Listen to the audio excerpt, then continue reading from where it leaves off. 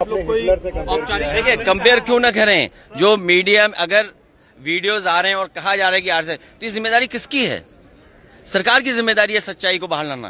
क्या सरकार उसमें भी शामिल है वीडियो चलवाने में? क्या अगर वीडियोस आ रहे हैं सोशल मीडिया पर, मैं आपको भेज सकता हूं, अगर आप कहें तो आपको भेज दूं मैं। तो कंट्रोल किसके पास है?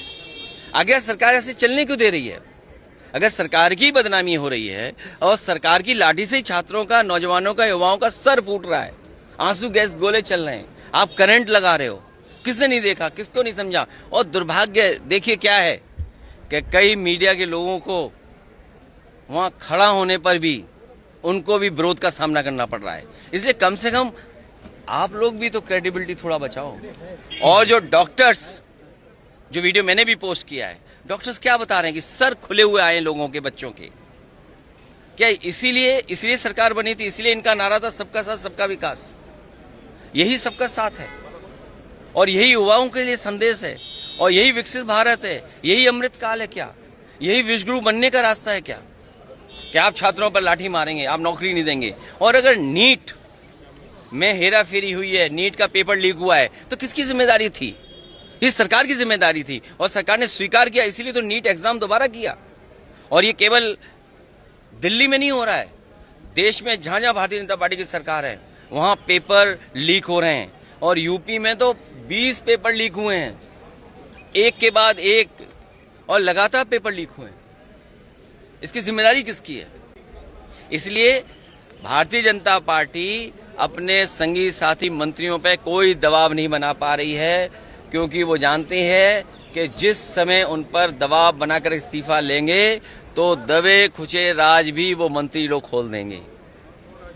सर, क्या है दबा खुचा राज जो आप बार बार कह रहे हैं? कुछ तो हो गए, नहीं तो इस्तीफा क्यों नहीं दे रहे हैं? जब आप खुद दोबारा करा रहे हैं, आप परीक्षा दोबारा क्यों करा रहे हैं? इसीलिए करा रहे हैं कि पेपर लीक हुआ है। तो आप तो खुद ही स्वीकार कर रहे हैं कि पेपर लीक हुआ है। अगर पेपर लीक वाले पकड़े गए हैं, वो किन के साथी हैं, किन के संगी साथी हैं? सर, मीटिंग मांग चाहते हैं क्या इस मुद्दे पे? सदन की नहीं चला, चर्चा की मांग चाह रहे हैं। चर्चा हो और बात तो साफ हो। अच्छा, मंत्री जी को क्यों रोक रखा है? मंत्री जी को क्यों नहीं हटाते हो आप? भाई पेपर लीक हुआ है, करोड़ों परिवार उससे प्रभावित हुए हैं। कि यूपी में 4 लाख बच्चों ने लिखा, लगभग देश के पैमाने पे, इतने बड़े पैमाने पे लिखा, तो कितने करोड़ परिवार हो गए? तो आप क्यों स्वीकार नहीं कर रहे हैं? और क्या दबाव है जिसकी वजह से आप इस्तीफा नहीं ले पा रही हैं? बताइए। आप आंदोलनकारियों को हटा रहे हो। मीटिंग में प्रधानमंत्री जी की तरफ से कहा गया कि सख्त एक्शन लिया गया है, नीट एग्जाम में जो भी दोषी है उनको गिरफ्तार भी किया गया है और ये कलेक्टिव रिस्पॉन्सिबिलिटी है। तो क्या कहें? कलेक्टिव रिस्पॉन्सिबिलिटी कैसे हो सकती है? ये सरकार की जिम्मेदारी है कि पेपर लीक ना हो। और उसके बाद अभी शिकायतें आ रही कि बच्चे जो अपनी ओएमआर शीट दिखा रहे हैं, उसे बड़े पैमाने पर धोखाधड़ी हुई है उनके साथ। उसकी जिम्मेदारी किसकी है? क्रेडिबिलिटी कौन बेटर करेगा? क्रेडिबिलिटी कौन अपनी ठीक करेगा? और सोचिए आप, सदन में अभी भी नारे लगा रहे हैं दान चोरी के बाद भी। इससे ज्यादा शर्म की बात क्या हो सकती है? एसआईटी के बाद एसआईटी बन रही है, एसआईटी ने पोल खोली, कुछ राज खोल दिए, अभी और राज खुलने जा रहे हैं। भाई एसआईटी नहीं तो राज खोले, एसआईटी की वजह से तो जेल गए, दान में और चंदा चोरी में, चढ़ावे में।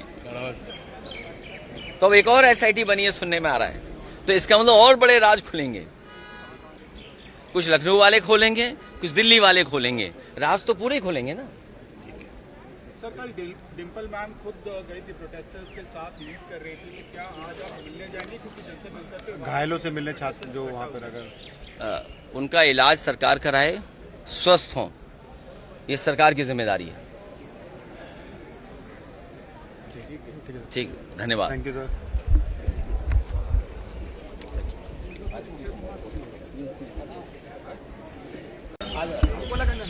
सर जी सर, शुरू करें? भारतीय जनता पार्टी अपने मंत्रियों पे और संगे साथियों पर इसलिए दबाव नहीं बना पा रहे हैं और इस्तीफे का दबाव इसलिए नहीं बन पा रहा है क्योंकि वो जानते हैं अगर इस्तीफा दे दिया तो दबे हुए राज भी वो न खोल दें।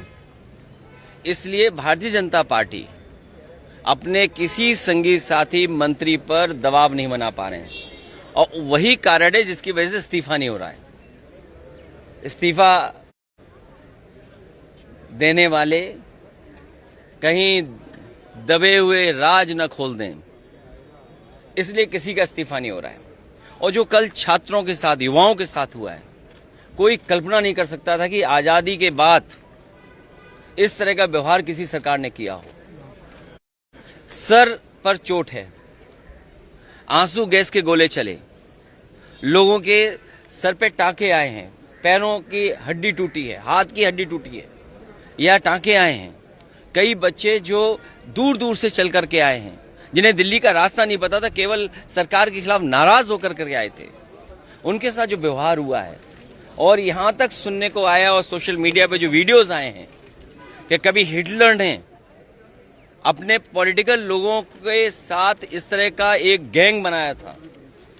लगता है इस तरह के लोग थे जो प्राइवेट ड्रेस में थे और लाठी लेकर के लोगों को मार रहे थे। कभी हिटलर ने बनाया था और आज हम लोग भारतीय जनता पार्टी की सरकार में देख रहे हैं।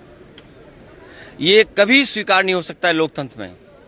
हम लोगों ने उस दिन भी विरोध किया, आज भी विरोध कर रहे हैं, और ऐसी सरकार को हटाने के लिए लगातार हम लोग लड़ते रहेंगे।